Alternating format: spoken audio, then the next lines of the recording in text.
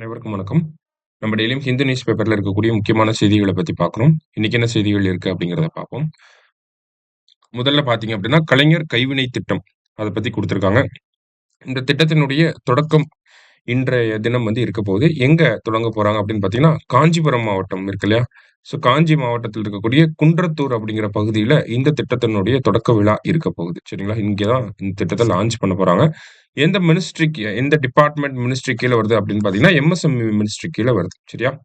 So எதுக்காக தமிழக அரசாங்கம் இந்த திட்டம் ஆர்டிசன்ஸ்க்காக இந்த திட்டம் தொடங்கியிருக்காங்க அப்படின்னு பார்த்தீங்கன்னா, செப்டம்பர் 17, 2023 அப்போ நமக்கு மத்திய அரசாங்கம் பிஎம் விஸ்வகர்மா அப்படிங்கிற திட்டத்த கொண்டு வந்திருப்பாங்க. சரிங்களா? இந்த விஸ்வகர்மா திட்டமும் பார்த்தீங்கன்னா, ஆர்டிசன்ஸ்க்காக கைவினை கலைஞர்களுக்காக கொண்டு வரப்பட்ட ஒரு திட்டம் தான்.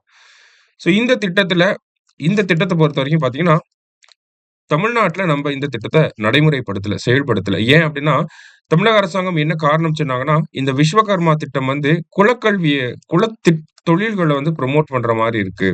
அப்படிங்கிற மாரி சொல்லி, அந்த திட்டத்த நம்ம தமிழகத்துல செயல்படுத்த மாட்டோம் அப்படின்னு சொல்லியிருந்தோம். அதற்கு பதிலா தமிழக அரசாங்கமே ஒரு திட்டத்த நடைமுறைப்படுத்துவோம் அப்படின்னு சொல்லியிருந்தாங்க. அந்த வகையில கலைஞர் கைவினை திட்டம் அப்படிங்கிறது விஸ்வகர்மா திட்டத்துக்கு மாற்றாக தமிழகத்துல செயல்படுத்தப் போற செயல்படுத்தக்கூடிய ஒரு திட்டமாக இருக்கு. சரியா? ஸோ கலைஞர் கைவினை திட்டம் 2 திட்டத்துக்கும் இருக்கக்கூடிய வித்தியாசங்கள் என்னலாம் இருக்கு? அப்படிங்கிறத நம்ம பார்ப்போம். இப்போ விஸ்வகர்மா திட்டம், கலைஞர் கைவினை திட்டம்னு எடுத்துக்கிட்டோம்னா, இந்த திட்டம் விஸ்வகர்மா திட்டம் பார்த்தீங்கன்னா, மினிமம் ஏஜ் வந்து 18. நம்மளோட திட்டத்தில மினிமம் ஏஜ் 35. ஏன் இங்க 18 அப்படின்னு சொல்லி குடுத்துருக்காங்கன்னா, ஸ்கூல் முடிச்ச உடனே ஒருத்தர் வந்து கைவினை தொழில்ல வந்து பண்ணணும்.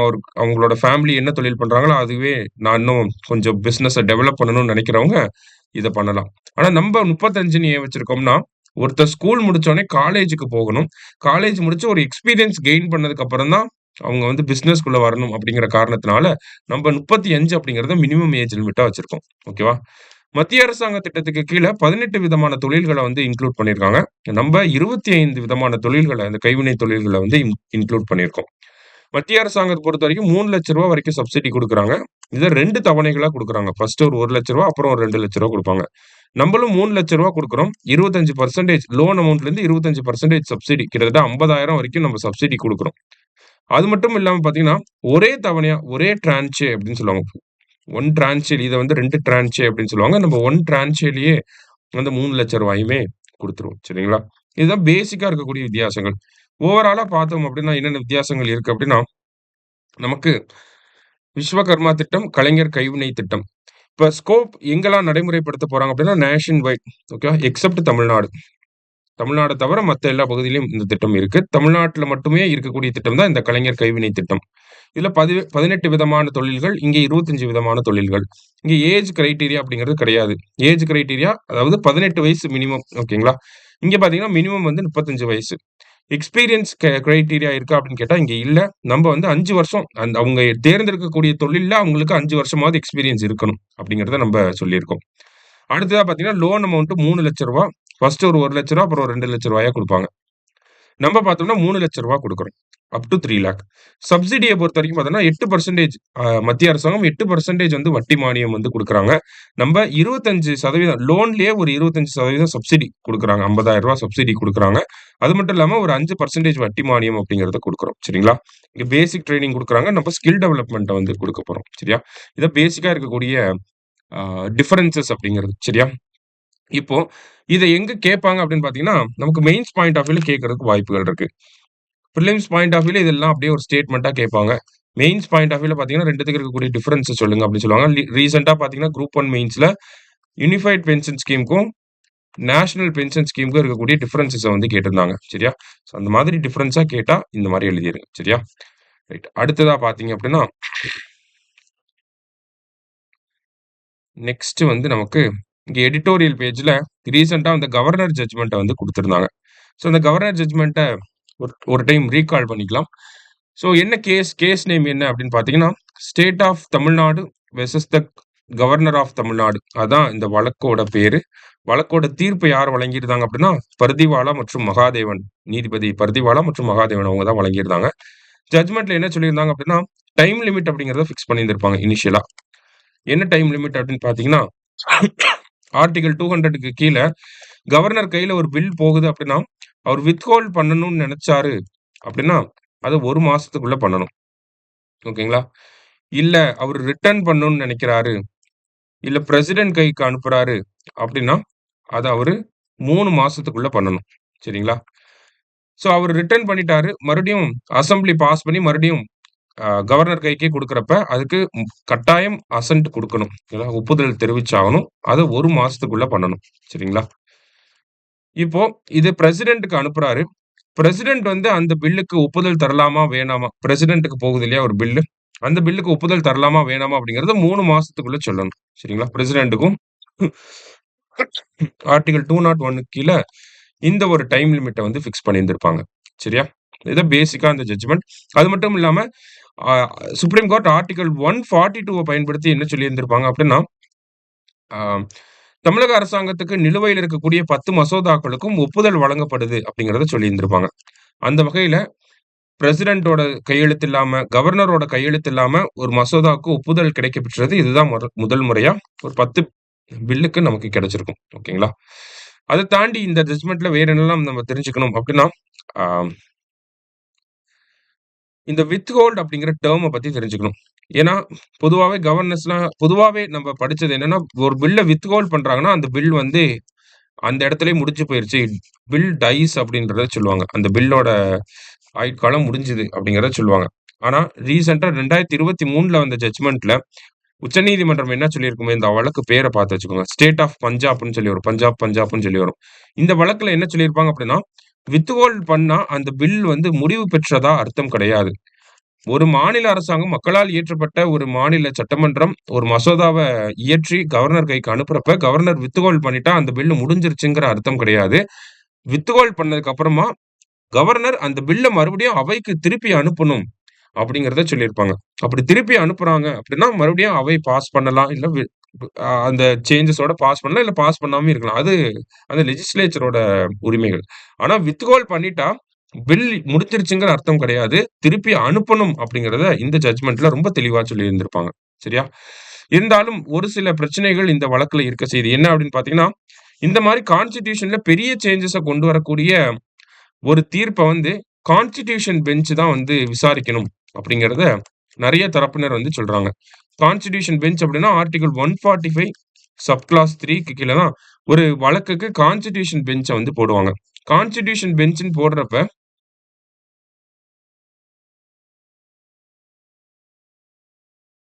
மினிமமா 5 ஜட்ஜஸ் ஆவது இருக்கணும். இந்த ஆர்டிகிள்க்கு கீழ தான் இந்த கான்ஸ்டிடியூஷன் பெஞ்ச் வச்சு போடுவாங்க. சரியா?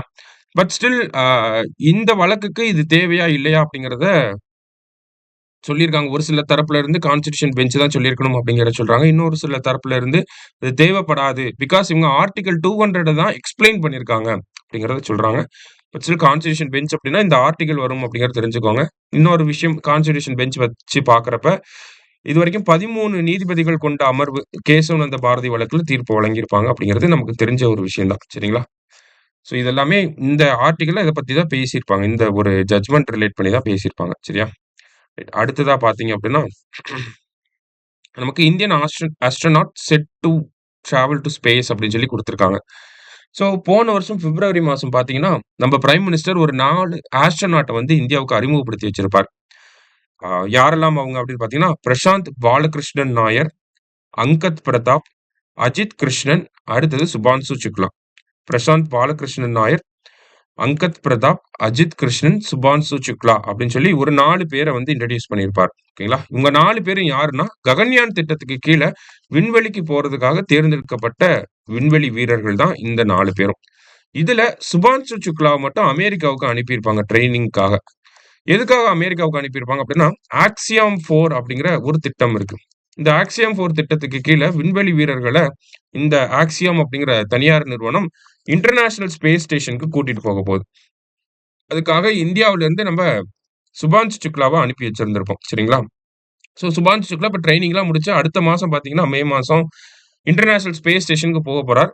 போயிட்டு வந்ததுக்கு அப்புறமா இவரோட எக்ஸ்பீரியன்ஸஸ் அப்படிங்கிறது ககன்யான் திட்டத்துக்கு ரொம்ப பயனுள்ளதாக இருக்கும் அப்படிங்கிறது தான் இந்த செய்தியில குடுத்திருக்காங்க. சரியா? இந்தியாவ பொறுத்தவரைக்கும் ஸ்பேஸ்க்கு போன ஆட்கள் அப்படின்னு பார்த்தீங்கன்னா, இந்தியாவோட நேஷனாலிட்டில இருந்து ஸ்பேஸ்க்கு போன ஆட்கள்னா, ஃபர்ஸ்ட் 1984 ஏப்ரல் 13ல ராகேஷ் சர்மா வந்து போயிருப்பார். ரஷ்யாவோட ராக்கெட் சோயுஸ் T-11ல ராகேஷ் சர்மா வந்து போயிருப்பார். அதுக்கப்புறமா போன வருஷம் கோபி தோட்டகுரா அப்படிங்கிறவர் ஒருத்தர் போயிருப்பார். கோபி தோட்டகுரா வந்து இவரு ஆஸ்ட்ரோநாட்லாம் கிடையாது. ஸ்பேஸ் டூரிசம் ஓகேங்களா? ப்ளூ ஆரிஜின் அப்படிங்கிற நிறுவனம் இருக்கு. அமெரிக்காவோட அமேசானோட ப்ளூ ஆரிஜின் அப்படிங்கிற நிறுவனம் இருக்கு. இவங்க வந்து ஸ்பேஸ் டூரிசம் விண்வெளி சுற்றுலாவுக்கு வந்து கூட்டிட்டு போவாங்க காசு குடுத்தோம்னா. சோ அந்த மாரி ஸ்பேஸ் டூரிசம்க்கு போன ஆள் தான் வந்து கோபி தோட்டகுரா. ஓகேங்களா? இந்தியாவுலருந்து ஃபர்ஸ்ட்னா ராகேஷ் சர்மா, செகண்ட்னா கோபி தோட்டகுரா, தேர்டா சுபான்ஷு சுக்லா இருக்க போறாரு. இடையில இந்த சுனிதா வில்லியம்ஸ், கல்பனா சாவ்லா போன்ற ஆட்கள் எல்லாமே அ இந்திய வம்சாவளிய சேர்ந்தவங்க. இந்தியன் சிட்டிசனா இல்ல. அவங்க போறப்ப அவங்க விண்வெளிக்கு போறப்ப அவங்க அமெரிக்கன் சிட்டிசன்ஸா இருந்திருப்பாங்க. சரியா? சோ அந்த ஒரு கன்ஃப்யூஷன் வேண்டாம். ரைட். அடுத்ததா பார்த்தீங்க அப்டின்னா, நமக்கு ஜிஎஸ்டி ஆன் யுபிஐ டிரான்சாக்ஷன். அதாவது நேத்து ஒரு ரூமர் ஸ்ப்ரெட் ஆச்சு. இந்த மாரி ரூ. 2000க்கு மேல ஜிபே பண்ணோம்னா, ஜிஎஸ்டி போட போறாங்க அப்டின்னு சொல்லி. சென்ட்ரல் கவர்ன்மென்ட் அந்த மாரிலாம் நாங்க போட மாட்டோம் அப்டிங்கிறத கிளாரிஃபை பண்ணியிருக்காங்க. சரியா? அந்த மாரிலாம் ஒண்ணும் கிடையாது. அது ஃபால்ஸ் இன்ஃபர்மேஷன் அப்டின்னு சொல்லியிருக்காங்க.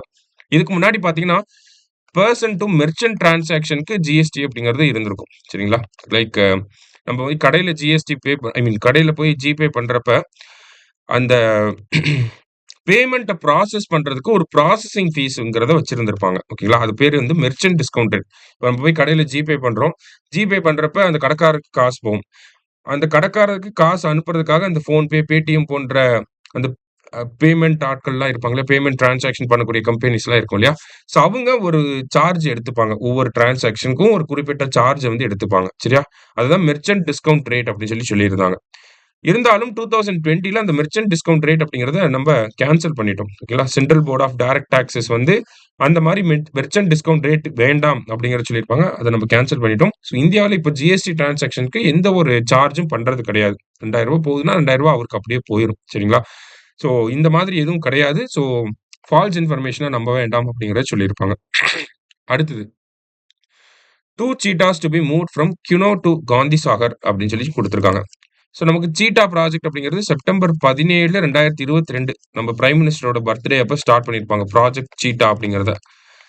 ஸோ இந்த ப்ராஜெக்ட் சீட்டா கீழ பார்த்தீங்கன்னா, ஆம் 8 சீட்டா வந்து நமீபியா அப்படிங்கிற நாட்டுல இருந்து வந்திருக்கும். அதுக்கப்புறமா 12 சீட்டா அதுக்கப்புறமா பார்த்தோம்னா, சவுத் ஆப்பிரிக்கால இருந்து வந்திருக்கும். இது எல்லாமே எங்க இருக்கு அப்படின்னு பார்த்தீங்கன்னா, கினோ நேஷனல் பார்க் மத்திய பிரதேஷ்ல இருக்கக்கூடிய கினோ நேஷனல் பார்க்ல இருக்கு. ஏன் கினோ நேஷனல் பார்க்ல இருக்கு அப்படின்னு பார்த்தீங்கன்னா, இந்த 2மே நமீபியா, சவுத் ஆப்பிரிக்கா எல்லாமே ஆப்பிரிக்கன் கன்ட்ரீஸ். ஓகேங்களா? ஸோ ஆப்பிரிக்கால இருக்க மாதிரியான ஒரு கிளைமேட்டிக் கண்டிஷன்ஸ் மத்திய பிரதேஷ்ல இருக்கக்கூடிய கினோ நேஷனல் பார்க்ல இருக்கும். மத்திய பிரதேஷ் ஃபுல்லாவே அந்த ஒரு கண்டிஷன்ஸ் இருக்கும். ஓகேங்களா? அதனால தான் கினோ நேஷனல் பார்க்ல வந்து நம்ம சீட்டாவெல்லாம் கொண்டு வந்து வச்சிருந்திருப்பாங்க. ஓகேவா? ஸோ இப்போ அதுல இருக்கக்கூடிய 2 சீட்டாவ எடுத்துட்டு போய் காந்தி சாகர் வைல்ட் லைஃப் சான்ச்சுரியில வைக்க போறாங்க. சரியா? அங்க கொண்டு போய் விட போறாங்க. இந்த Gandhi Sagar wild life sanctuary எங்க இருக்குன்னா, மத்திய பிரதேஷ்ல தான் இருக்கு. சரிங்களா? ரைட். அதான் அந்த செய்தியில குடுத்திருக்காங்க. வேற என்ன செய்திகள் இன்னைக்கு இருந்துச்சு அப்படின்னு பார்த்தோம்னா, தமிழ்நாடு ரிலேட்டடா இன்னொரு செய்தி இருந்துச்சு. தமிழ்நாடோட இன்ஸ்டால்ட் பவர் கெப்பாசிட்டி நிறுவப்பட்ட ஆற்றல் திறன் அப்படிங்கிறது ஒரு 3000 மெகாவாட்டுக்கு இன்கிரீஸ் ஆயிருக்கு. சரிங்களா? இப்ப தமிழ்நாடோட டோட்டல் கெப்பாசிட்டி அப்படிங்கிறது பார்த்தீங்கன்னா, 42,772 மெகாவாட். ஓகேவா? போன வருஷத்தோட ஒரு 3000 மெகாவாட் வந்து இன்கிரீஸ் ஆயிருக்கு அப்படிங்கிறத சொல்லியிருக்காங்க. இதுல தமிழ்நாட்டுல இன்ஸ்டால்டு கெப்பாசிட்டி தான் நம்ம 42,000 மெகாவாட் அப்படின்னு பார்த்திருக்கோம். இதுல ரெனியூவபிள் எனர்ஜியோட கான்ட்ரிபியூஷன் எவ்வளவு இருக்கு அப்படின்னு பார்த்தீங்கன்னா, 25,000 மெகாவாட். 42ல 25,000 மெகாவாட் அப்படிங்கிறது பார்த்தீங்கன்னா, நமக்கு ரெனியூவபிள் எனர்ஜியோடது. சரிங்களா? அப்ப தமிழ்நாட்ட பொறுத்தவரைக்கும் நான் ரெனியூவபிள விட ரெனியூவபிள் எனர்ஜி சோர்ஸஸ்ல இருந்து நெறைய மின்சாரத்த நம்ம தயாரிக்கிறோம் அப்படிங்கிறத இதுல இருந்து புரிஞ்சுக்கலாம். 42ல 25 ரெனியூவபிள் அப்படிங்கிறது. சரியா? அதே மாதிரி விண்ட் விண்ட் எனர்ஜில வந்து பார்த்தீங்கன்னா, குஜராத் வந்து டாப் ஸ்டேட்டா இருக்காங்க அப்படிங்கிற செய்தியுமே மத்திய அரசாங்கம் வந்து சொல்லியிருக்காங்க. சரியா? ஸோ அந்த ஒரு செய்தி தான் இங்க குடுத்திருந்தாங்க. மத்தபடி பார்த்தோம் அப்படின்னா, இன்றைய செய்தித்தாள்ல இருந்து முக்கிய செய்திகள் எல்லாத்தையும் பார்த்துருக்கோம். நன்றி. சுரேஷ் IAS அகாடமி வெற்றியின் முகவரி.